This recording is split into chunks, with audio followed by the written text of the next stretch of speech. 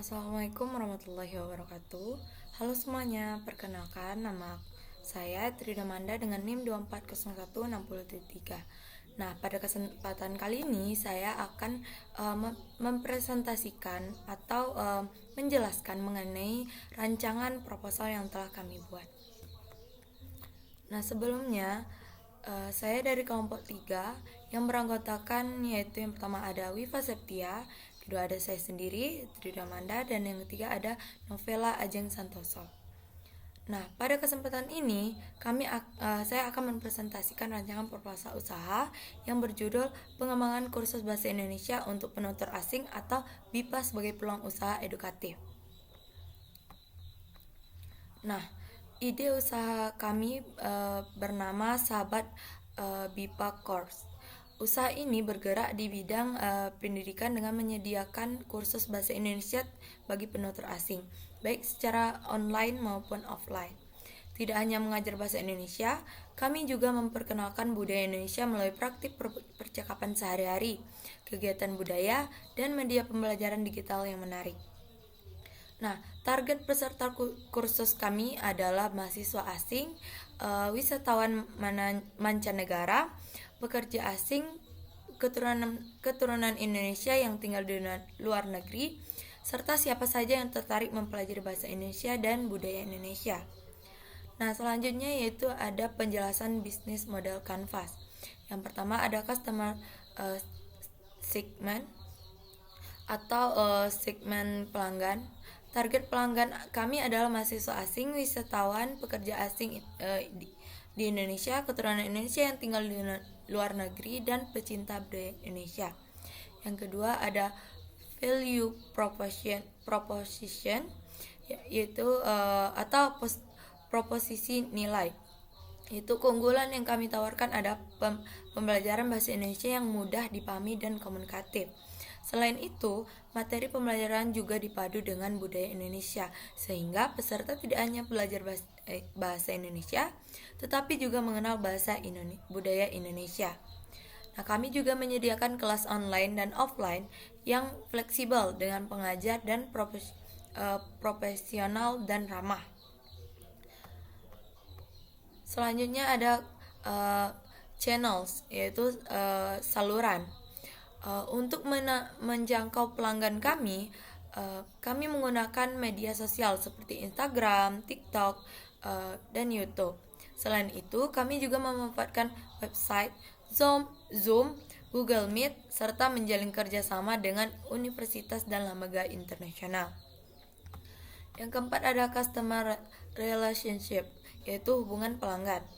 Hubungan dengan pelanggan akan dijaga melalui pendamping belajar secara personal, grup diskusi peserta, pemberian sertifikat setelah menyelesaikan kursus, serta konsultasi gratis sebelum pendaftaran.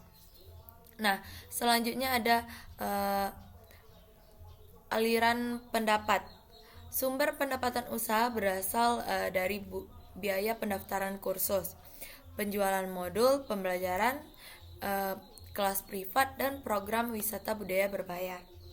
Nah, yang keenam ada key resources, yaitu sumber daya utama. Sumber daya utama yang dibutuhkan adalah tutor BIPA yang kompeten, modul pembelajaran digital, ruang belajar, perangkat teknologi, dan media promosi. Selanjutnya ada key activity, yaitu kegiatan utama. Kegiatan utama usaha meliputi mengajar kelas BIPA, membuat materi pembelajaran, membuat video edukasi, melakukan promosi di media sosial, serta penyelenggaraan kegiatan budaya Indonesia. Nah, yang kedelapan ada key partnership, yaitu kemitraan kunci.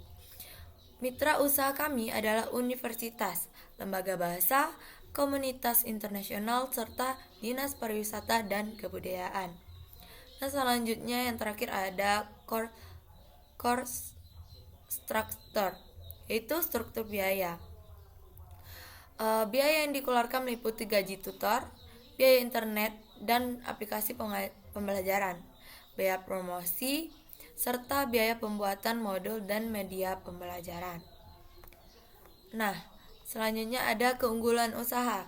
Usaha ini memiliki beberapa keunggulan. Yang pertama, menggabungkan pembelajaran bahasa dan budaya Indonesia dalam satu program. Kedua, sistem pembelajaran yang fleksibel karena dapat dilakukan secara online maupun offline. Yang ketiga, dapat memenuhi kebutuhan akademik maupun komunikasi sehari-hari.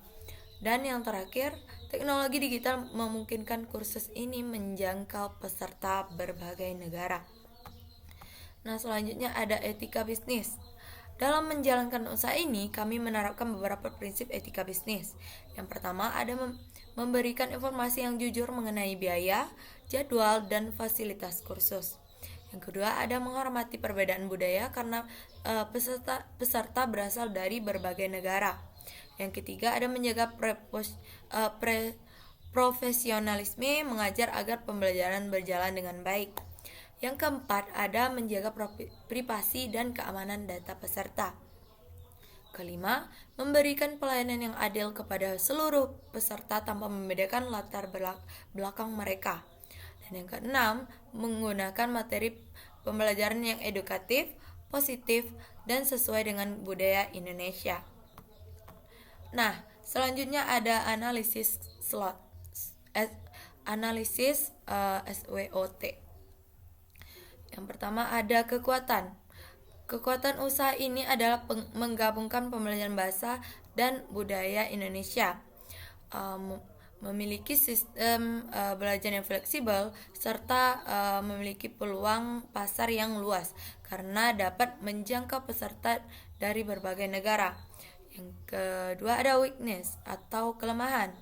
Kelemahan adalah membutuhkan tutor yang benar-benar kompeten, promosi yang harus dilakukan secara konsisten, adanya persaingan dengan kursus lain, serta keterbatasan modal pada tahap awal. Yang ketiga yaitu opportunity atau peluang. Peluang usaha ini cukup besar karena minat masyarakat asing terhadap budaya Indonesia semakin meningkat. Selain itu, banyak mahasiswa dan pekerja asing yang membutuhkan kemampuan berbahasa Indonesia, dan teknologi digital memudahkan pembelajaran jarak jauh. Yang terakhir ada threat atau ancaman. Ancaman yang mungkin dihadapi adalah persaingan dengan kursus internasional, perkembangan teknologi yang cepat, menurunnya minat peserta jika promosi kurang menarik, serta kemungkinan terjadinya kesalahpahaman karena perbedaan budaya.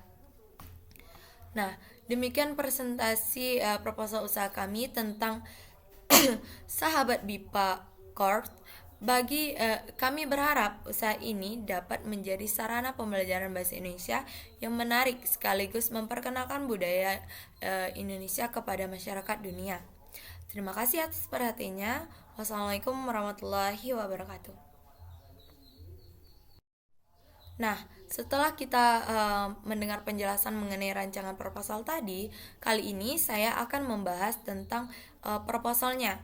Di sini saya bertugas membahas mengenai proposal pada bab 1. Yang pertama, latar belakang usaha ini berawal dari semakin meningkatnya interaksi antara Indonesia dengan negara lain. Saat ini banyak mahasiswa asing, wisatawan, pekerja internasional, hingga masyarakat luar negeri yang tertarik mempelajari bahasa Indonesia dan budaya Indonesia.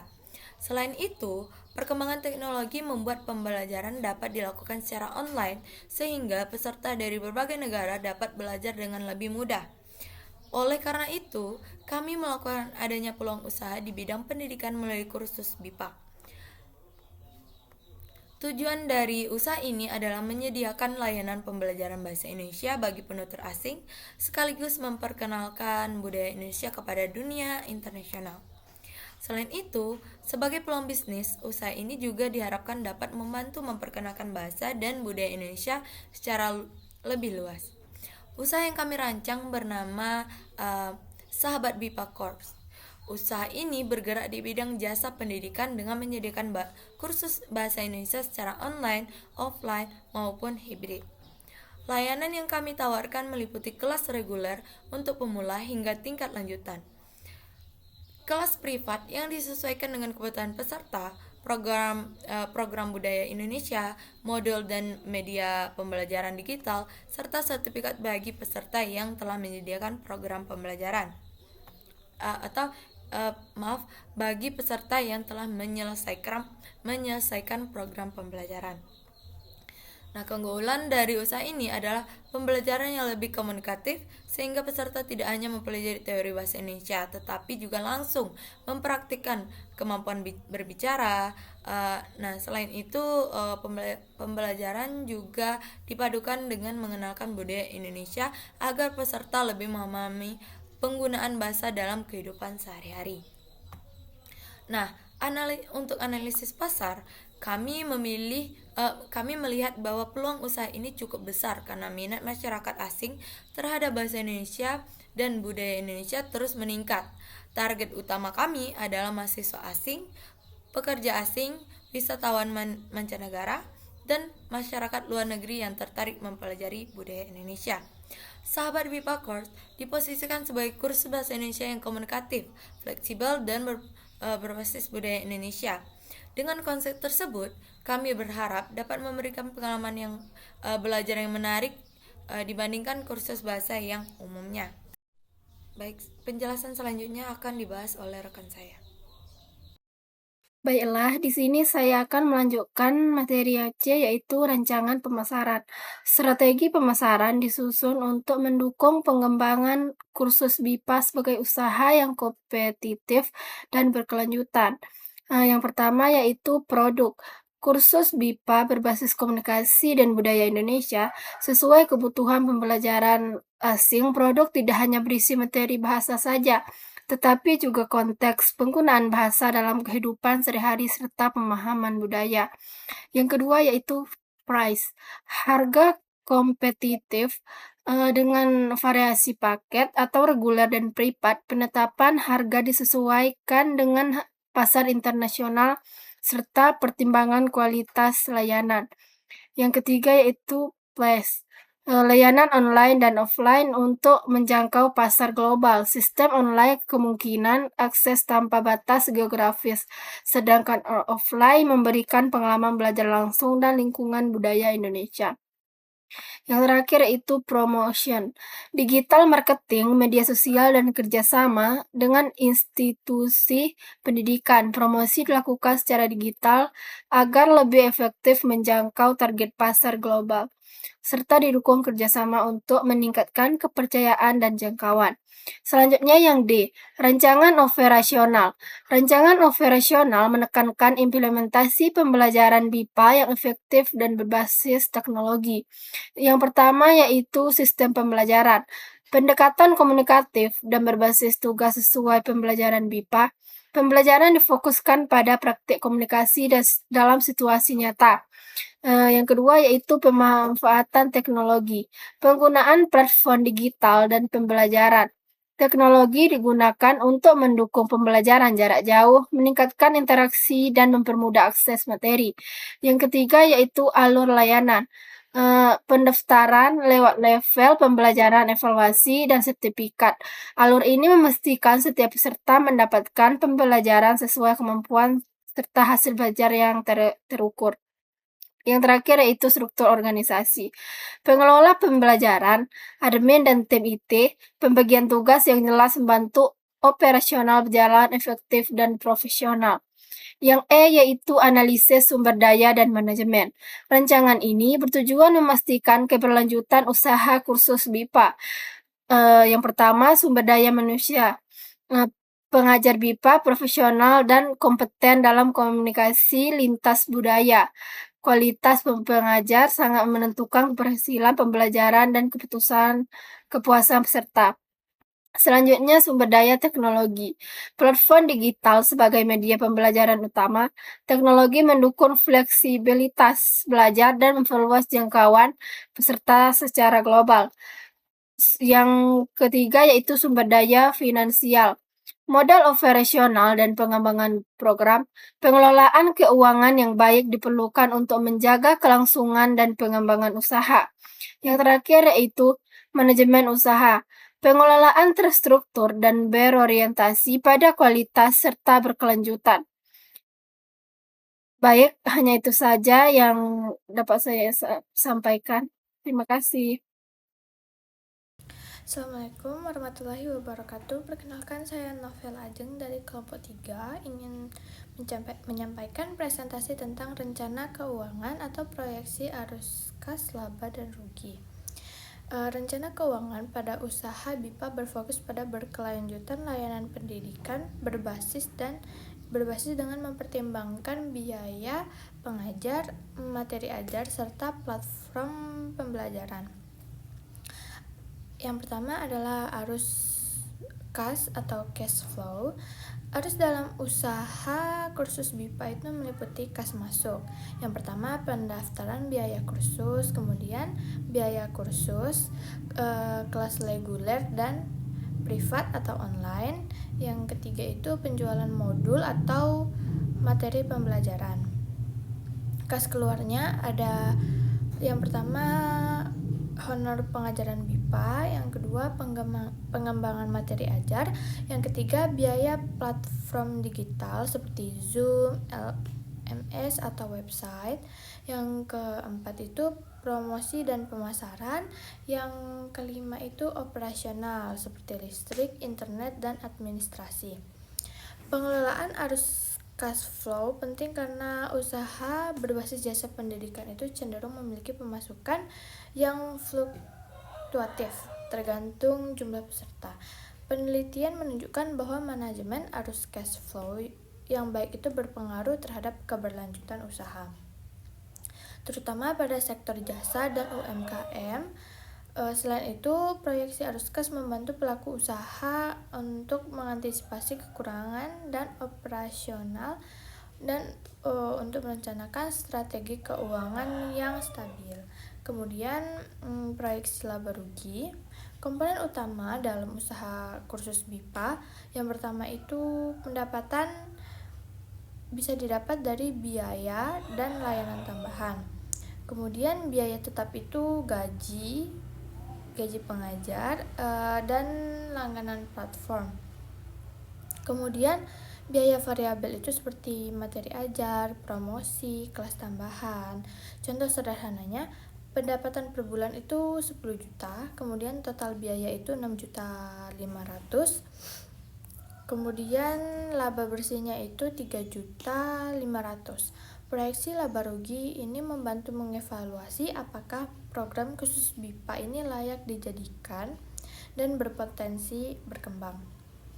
Menurut penelitian, laporan laba rugi merupakan alat penting yang mengalami efisiensi dan profitabilitas usaha. Kemudian tujuan rencana keuangan, yang pertama itu menilai kelayakan usaha kursus BIPA, yang kedua mengontrol biaya operasional, dan yang ketiga itu menentukan strategi harga khusus, menarik investor atau kerjasama lembaga pendidikan. Kemudian strategi pengembangan jangka panjang. Yang pertama itu pengembangan program BIPA. Kemudian yang pertama menyusun kurikulum sesuai standar internasional BIPA. Yang kedua itu menyediakan level pembelajaran, dibedakan menjadi kelas pemula dan kelas mahir. Yang ketiga itu mengembangkan kelas spesifik BIPA. Yang keempat yaitu penelitian menunjukkan bahwa pengembangan kurikulum BIPA ini yang adaptif, yang dapat meningkatkan minat dan keberhasilan pembelajaran asing. Kemudian digitalisasi dan inovasi pembelajaran. Yang pertama itu ada mengembangkan kelas online atau e-learning. Yang kedua itu menggunakan media interaktif seperti video, aplikasi atau AI learning. Yang ketiga itu membuat platform belajar mandiri. Kemudian ada ekspansi pasar internasional. Yang pertama itu menargetkan mahasiswa asing, ekspatriat, dan pekerja asing. Yang kedua itu kerjasama dengan universitas dan lembaga luar negeri. Yang ketiga, promosi melalui media sosial dan platform.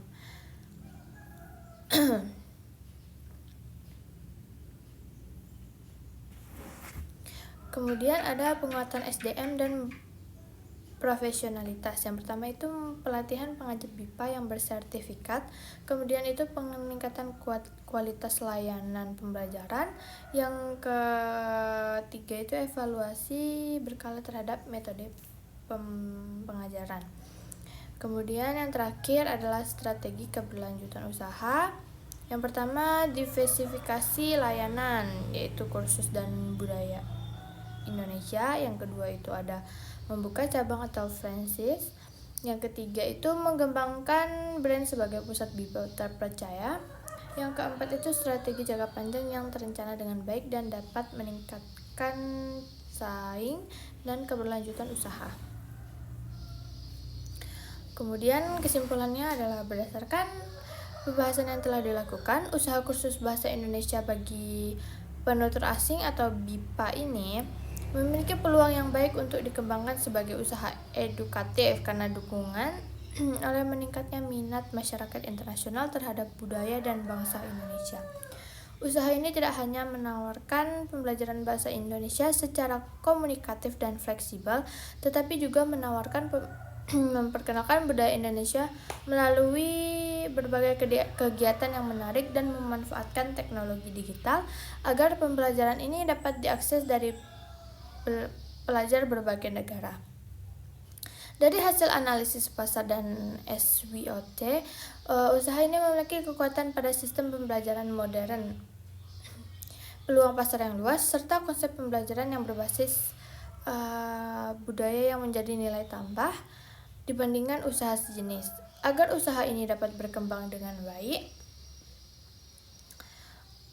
pengelola terus meningkatkan kualitas tutor, melakukan promosi, menjalin kerjasama dengan berbagai lembaga, serta menjaga etika bisnis dan profesionalisme dalam pelayanan sehingga usaha dapat berjalan secara berkelanjutan.